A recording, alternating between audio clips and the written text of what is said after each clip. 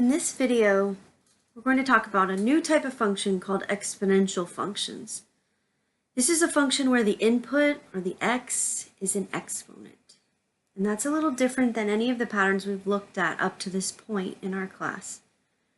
So the definition that we have is an exponential function with base b is defined by f of x, or y, equals b to the x. So b here is called the base, and we're letting the exponent vary or change according to whatever value we want to plug in for x.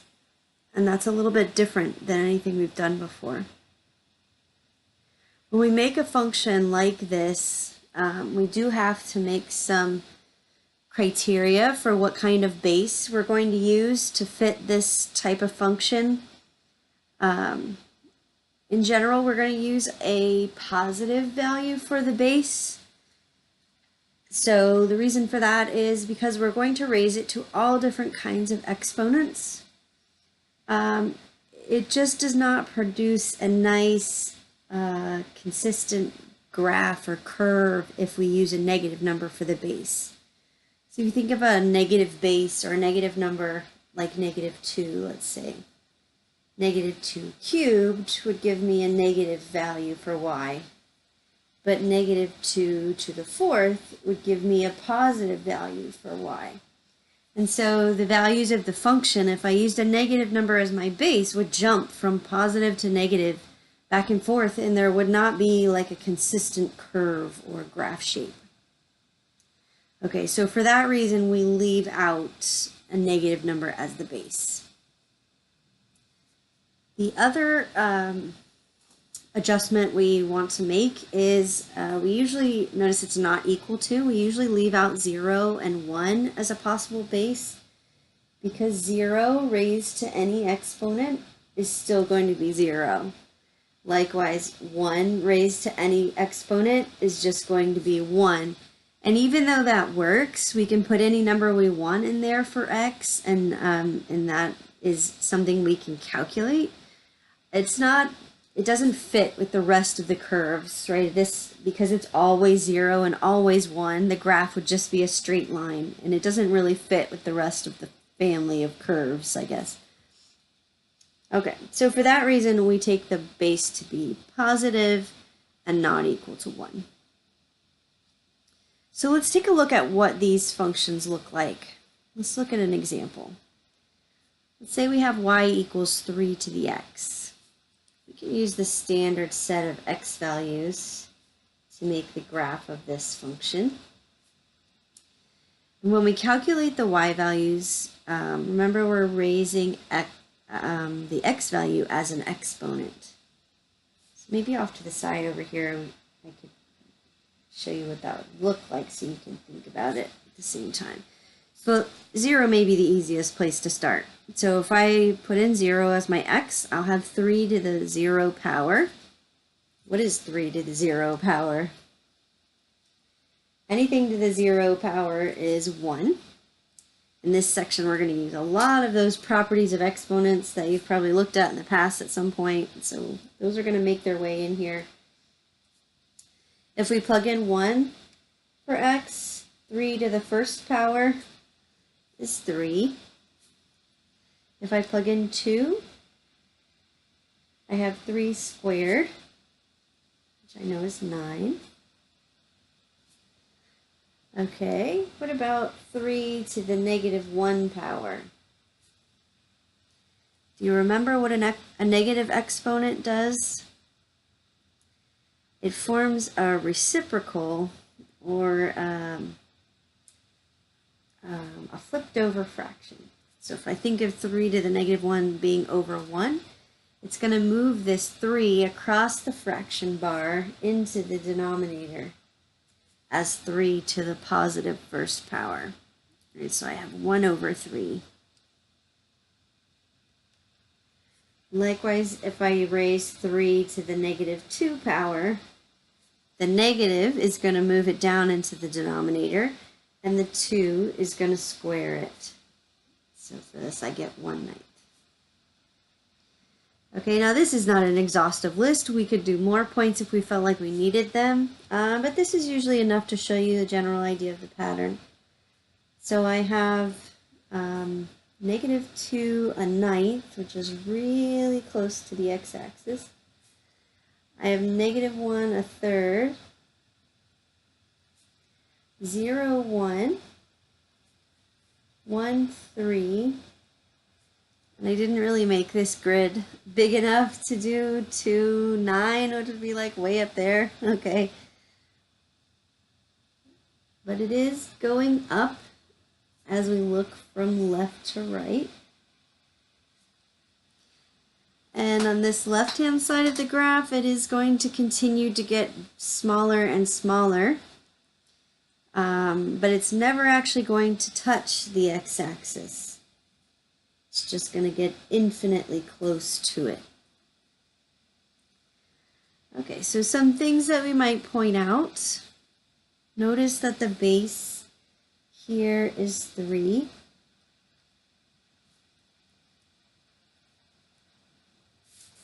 If the base is bigger than 1, then we're going to see that our function is increasing. I'll use b for the base. So if the base is greater than 1, then we have an increasing function.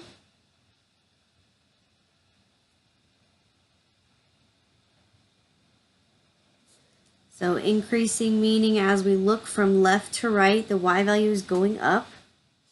Not only is it going up, but it's actually going up very rapidly. That's sort of what these functions are known for. It's growing exponentially. We've used that term before, I'm sure. So this is called exponential growth.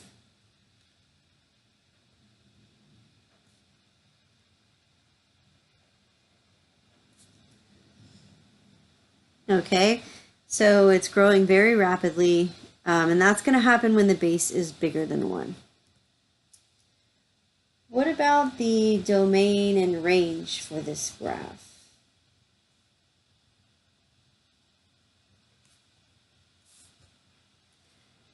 The domain would be left to right. So if you look from left to right, really there's no breaks or places where the graph stops, right? On this side, it's going to continue to the left all the way. And on the right side, it's going to continue to rise rapidly as it moves to the right, but it's going to continue to move to the right. So all real numbers for the domain, it stretches all the way. What about for the range?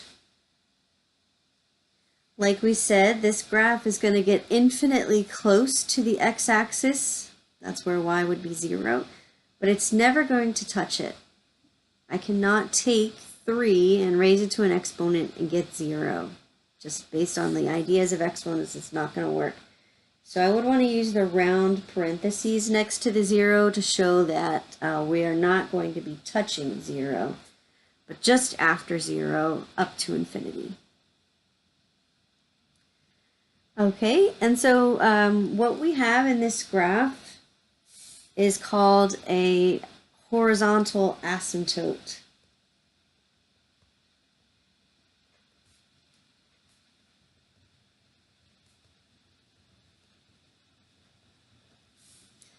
We're going to talk more about these in the next section, but this is a good place to just kind of plant the seed of this idea, right? So horizontal asymptote is a horizontal line that a graph approaches but does not touch. And it sort of tapers off towards this horizontal line at the end, at least one end of the graph. So for this picture, the x-axis would be the horizontal asymptote.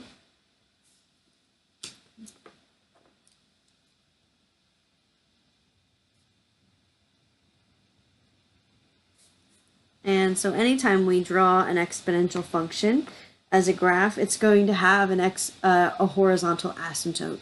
And it's going to taper off at one end and approach a value. For this one, when we just have 3 to the x, it's going to approach the value of 0 because the y value is getting infinitely small. Right? It's positive, but it's getting small. Okay, so this is 3 to the x. Let's look at another example, just to kind of sort of complement this one, I guess. Let's look at y equals 1/3 to the x. It's very similar patterns that we're going to see here. For this one, same thing. We can use the same sort of standard set of x values to make this graph. Just like before, we're going to put those x values in as the exponents on the base here, which is 1/3. So when I plug in 0 as my exponent, anything to the 0 power is 1. If I put an exponent of 1, I'm going to get the base itself every time. And if I square 1/3,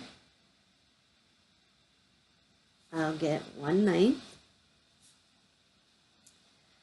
Okay, and then we just mentioned in the last one, if I use a negative exponent, it's a reciprocal or a flipped over fraction. 1 to any power is still 1, but 3 to the -1 is going to move that 3 up into the numerator. So this becomes a 3.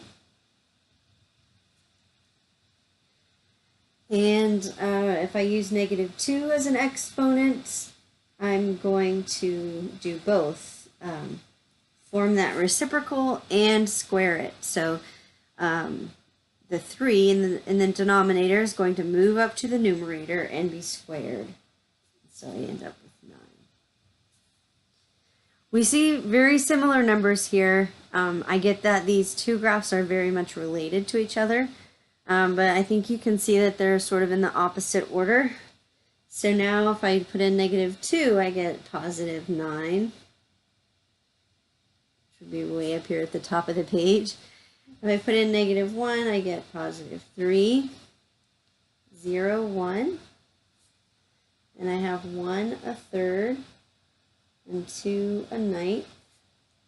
Similar pattern with the numbers, except now as I look from left to right, my graph is decreasing. So we could say some similar things about this function as well. Notice that the base here is 1/3. If the base is less than 1, then we're going to have a decreasing function.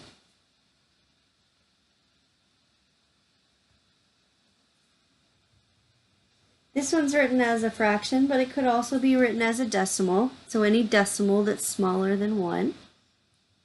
Remember we said that we're not going to let the base be equal to 1 because that would not really have a curve that fits with the rest of these that we're looking at. Okay, so the previous example we said the base is greater than 1, it's increasing. Now we're saying in this graph, if it's less than 1, it's going to be a decreasing function. And it's getting smaller very fast, so it's this is called exponential decay.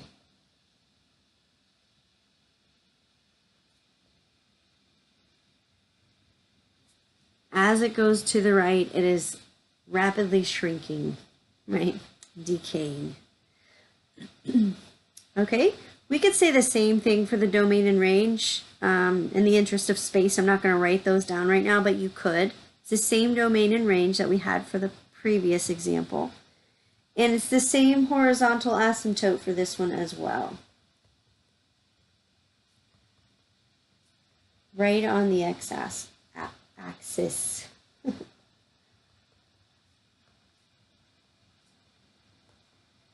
And you can see it tapering off on the right-hand side there. Same exact idea as we talked about in the last one. It's getting infinitely close to the x-axis, but it's not actually going to touch it.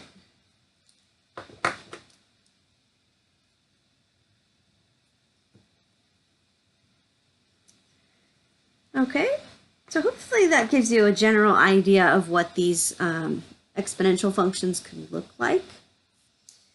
If we took this idea and we added to it the idea of the graphing techniques that we've looked at in previous chapters, those ideas still apply here. So if I looked at this function that I have written here, 4 raised to the x minus 2 power minus 3. We've talked before about inside versus outside. The inside for an exponential function is inside the exponent.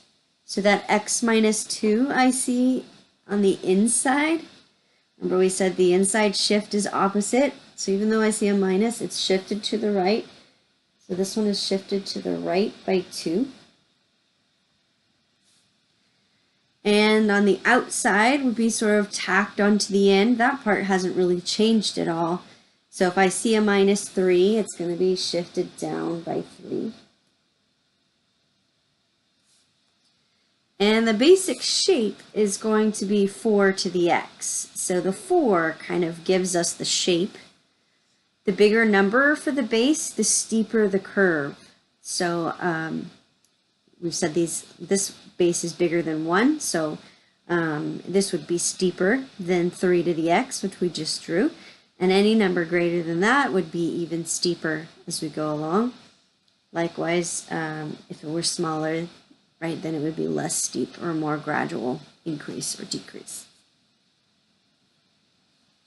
And all this is only really addressing the shifting, but the reflecting and the stretching and compressing, all of those things would look the same. Stretch and compress would look like a number out front multiplied, and reflection would be a negative on the outside or on the inside.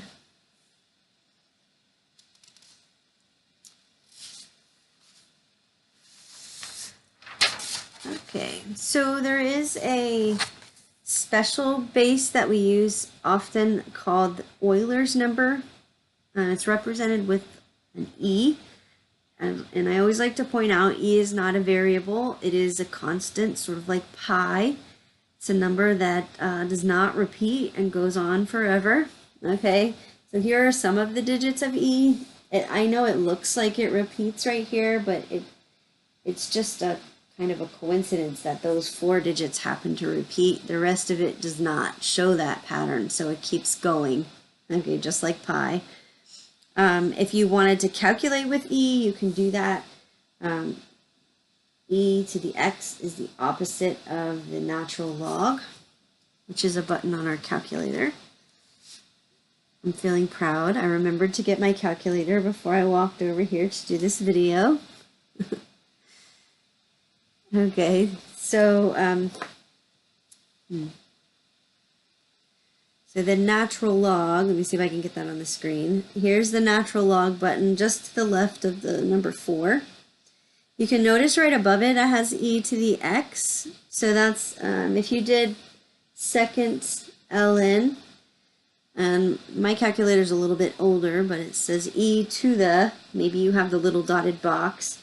If you wanted to do just e to the first, you could put e raised to the first power and hit enter. And you're going to see that same value that we just had. Okay. If you wanted to do e to some other power, second ln, e to the 5th power,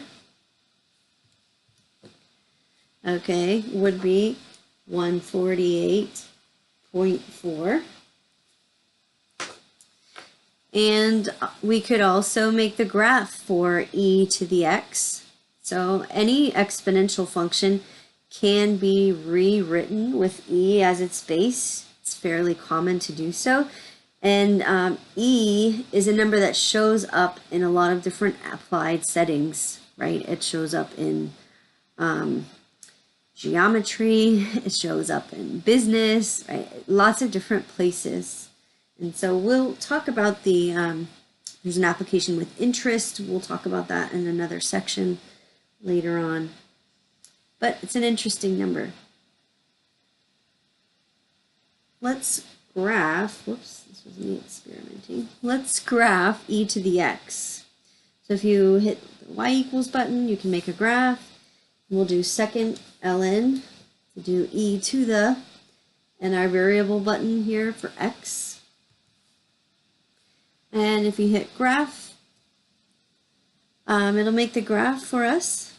Since e is 2.7, this will look fairly similar to the graph we made for 3 to the x. It's maybe a little bit more gradual curve. And if you wanted to trace, you could hit trace and it'll put the cursor on there, and you could type in a number even if you wanted to skip to that value. So here's e to the first power. E to the fifth power is sort of off the graph, but you could evaluate it that way as well. Okay. So just to summarize what we've said a couple of times, and to tie in this e as the base, an exponential function, if it's of the form b to the x, then we can decide if it's growing or decaying by looking at the value for the base. So if the base is bigger than 1, then we know it's growing. If the base is less than 1, then we know it's decaying. If we wanted to rewrite this function with e as our base, then we could do that. And at this point, it depends on the value of k. So we would look like e to the kx,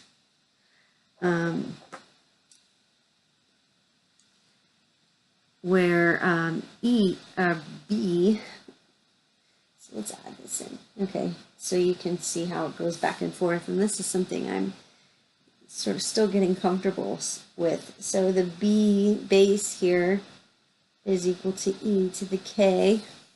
All right, so if the exponent here is positive or bigger than 0, then the value for b is going to be bigger than 1. So that's sort of how they're related. If the value for k is less than 0, then the b is going to be less than 1. Okay, and so you could write it like this. We haven't talked about logarithms yet, but I'm just going to put this in here, and as we learn everything else, I think this will make a lot more sense. So you could write it like this, or you could write it as k is equal to the natural log of b. We just located the natural log button, so now you know where that is. I know we haven't totally talked about what the natural log is. We're going to get to that, but this might be useful. So now you could sort of go back and forth between the two of these and answer lots of different types of questions if you needed to. Okay, so I think we're going to make this part 1 for exponential functions. And then I'm going to spend some time working on part 2, and I'll be uploading that shortly because I want to show you how to take some information and write an exponential function. And there's some really nice patterns in the table for exponential functions, and I want to be able to take some time to show you that as well. So that's coming. So I hope that this gave you a good introduction, and we'll come back later and add to the conversation. All right, good luck.